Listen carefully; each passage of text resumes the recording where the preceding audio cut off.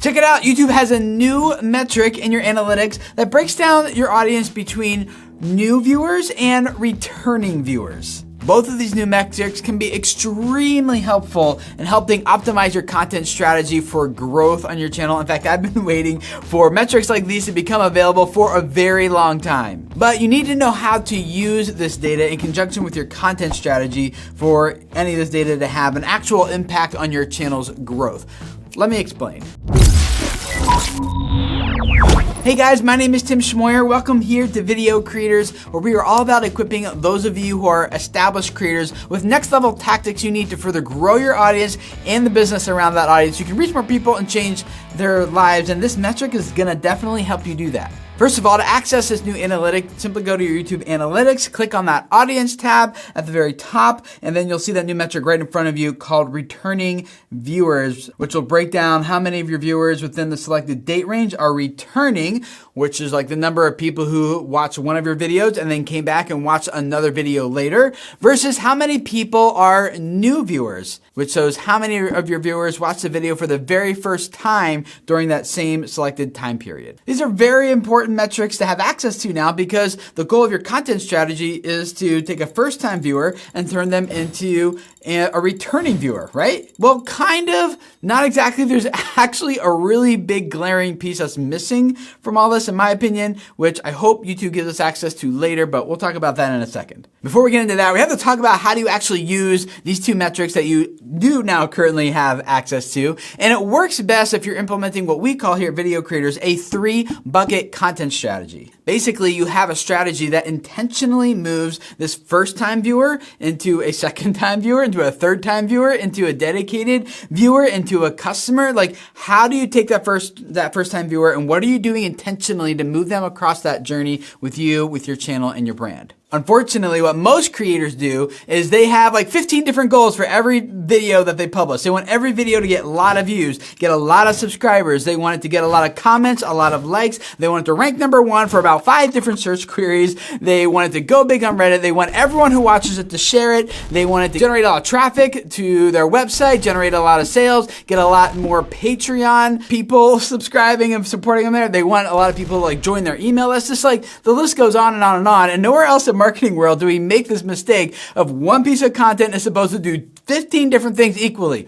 It doesn't work that way. That is perhaps the best way to make one video act like a Swiss Army knife. It might do a lot of different things, but it does none of them well. Instead, what we want to do is craft every video we publish to intentionally accomplish one specific primary goal and use that as a step for leading our viewers across a viewing journey with us on our channel. The first bucket being discoverable content. These are the videos that you're creating to intentionally go out and get a first-time viewer, someone who's never heard of you before. In fact, they frankly don't even care about you yet. The only reason they're clicking on your video is because your title and your thumbnail created some sort of intrigue. It created some sort of curiosity, created tension in this viewer's brain that's prompting them to want to resolve that tension. And the only way they know to resolve that tension is to click. And that could be because of the title and thumbnail is teasing a story, or it's pitching some sort of value, or something surprising, or something a little bit unbelievable. We're not talking clickbait here, but we are talking intriguing. Clickbait is if you give a promise and you don't deliver. You're not going to do that. You're going to make a promise in that title and thumbnail. You're going to set an expectation for that viewer, and they are going to click with that expectation in mind, and you are going to deliver on that by the end of that content. When you're shooting that discoverable video, you're keeping in mind that this is this viewer's very first time on this channel. They don't know who I am. They don't know anything what we're about here. This is their very first exposure. And so you're blowing them away the first part of that video with that content, which is amazing value, exactly what they clicked for. But somewhere between the middle and the end of that content, you need to get them to not only just be like, wow, this content was amazing, but I kind of like this person, and I think I want to watch more. And there's some things that you can do that. We talked a lot about primal branding here before, as well as several other tactics. I'll put links to other videos down below if you want to learn more about how to do that. The only action you want that person to take is to watch one video, and then another video, and another video, and another video on your channel. If you can get that viewer to watch 1, 2, 3, maybe 4, 5 videos of yours in a row, other content on your channel becomes far more likely to be surfaced to the homepage for that viewer, or show up as suggested videos next to other content they're watching later on the platform. And staying in front of that viewer is far more valuable than getting them to passively click a little red button. And it's also the first step in taking that first-time viewer and turning them into a returning viewer. Once you've turned that first-time viewer into a returning viewer, now you need a second bucket of content, which we call community content. Now, these community videos are ones that are not intended to go out and get a lot of views, or not intended to go big or blow up, although hopefully that certainly happens. But instead, you're talking more specifically to your existing audience, the people who are now speaking a little bit more of your inside language and are familiar with your brand and are kind of here more, maybe even for more of a relational value than the ones who are here just for like the content value itself. And there is certainly a spectrum, a continuum of that for people, so it's not like a clearly defined thing. But this is something where you're making a video for your existing audience and you're going to publish it, and it might not get a lot of views, and that's okay. The main goal here is to grow the know, like, and trust factors with your existing audience. How do you deepen that trust? How do you deepen that relationship and maybe even become more credible with them, or whatever that community goal is for you and your channel? And for this bucket, the only call to action you have here is to ask the viewer to engage with you in some way. The first ask for Discoverable was just keep watching more of my content. Let me keep give to you. And now the second ask is a little bit more of an ask. It's like, hey, why don't you start interacting and engaging with my brand? That could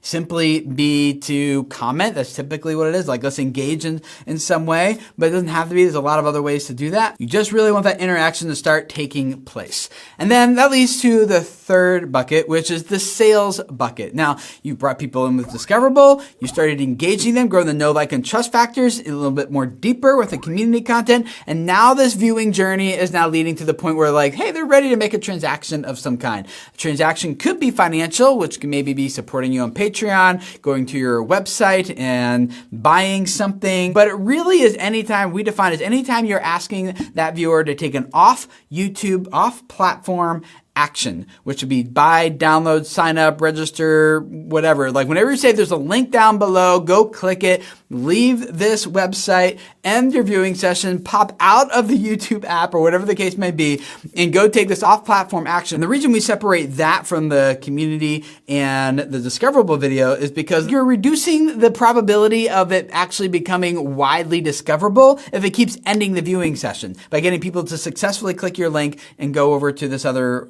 the website. It's not a terrible idea. Like, and sometimes it makes perfect sense to do that in the sense of like an affiliate where you're reviewing a product, and adding that link that ends the viewing session actually adds more value to the viewer. Appropriate, fine to do so. But what we're talking about here is more like when you want them to go download that free PDF or get that free course or buy that thing from you or go visit your sponsor or something like that. In a discoverable video, that first time viewer is very, they're less likely to actually convert into being a customer and making a transaction on their very first exposure to you. So it takes more of that viewing, that sales funnel on your channel from discoverable to community to sales, and actually for that to actually happen. It's kind of like we're just implementing an email funnel here where you have a lead magnet that gets them in. You have a nurturing campaign for like 3 or 4 or 5 maybe emails once someone signs up.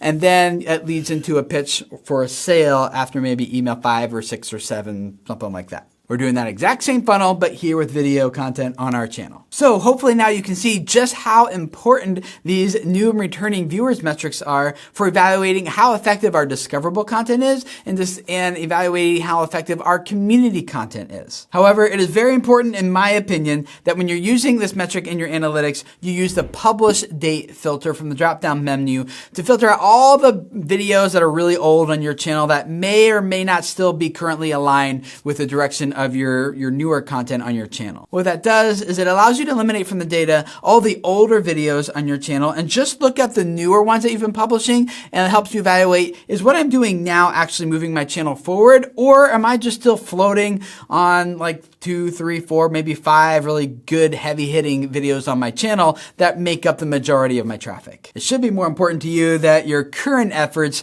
are actually moving your channel forward and contributing to growth, and that you're not just relying on some videos you published maybe 5, 6, 8 years ago. Now, there's two things that are still really missing from this metric, in my opinion. Number one is that as of this recording, you can currently only see this at a channel level. You can't break it down to a video by video basis, which is what we really need to evaluate each video individually to see how did this one I published last Friday, it was intended to be discoverable. How did this video, eliminating the data from all other videos on my channel, how did this one perform in moving my channel forward? Hopefully that's a feature YouTube gives us access to sometime soon. But there's also a second thing that's missing, and that is, like, I'm really glad YouTube gave us this new and returning viewers metrics, but it's really missing a third one, which is like dedicated viewers. So what if we got someone to watch one of our videos for the first time, and then they watched 2 or 3 of them, and then they left forever, never to return, right? Like, that's not what we're going after either. What we really want is a first-time viewer to become a returning viewer to turn into a dedicated or loyal viewer long-term. That's really the viewing journey we want to accomplish with our content. The problem is, though, is that it's not easy to define what is a dedicated viewer, a loyal viewer. Like, how would you define that? Because it varies significantly from channel to channel, audience to audience. A client of ours has primarily a high audience in India. That loyal viewer is going to look very different than someone in the US, UK, Canada, Australia. Like, that viewer is going to look different. What if it's like a made for kids channel versus someone who's targeting senior citizens versus college students versus young professionals, like educational versus entertainment? Like, there's a lot of different variables that really go into this, and it's not easy to define what that dedicated viewer would look like across all genres, across all different types of channels on YouTube. I'm not really sure how to solve that problem. Maybe it's that YouTube lets us define what we think a dedicated viewer is for our channel. Maybe it's someone who watches 50% of our previous 10 uploads or something like that. I don't know. Now, what if you look at this metric in your analytics and you see that I have way more returning viewers than I have new viewers? Or maybe it's the other way around. Maybe you have way more new viewers than returning viewers. What should you do in that situation? Well, Rachel over on the YouTube analytics team created a video exactly about that situation over on the YouTube creators channel. You can click right here and learn what you should do in either of those two scenarios. Click there, and Rachel, we'll see you over in that next video.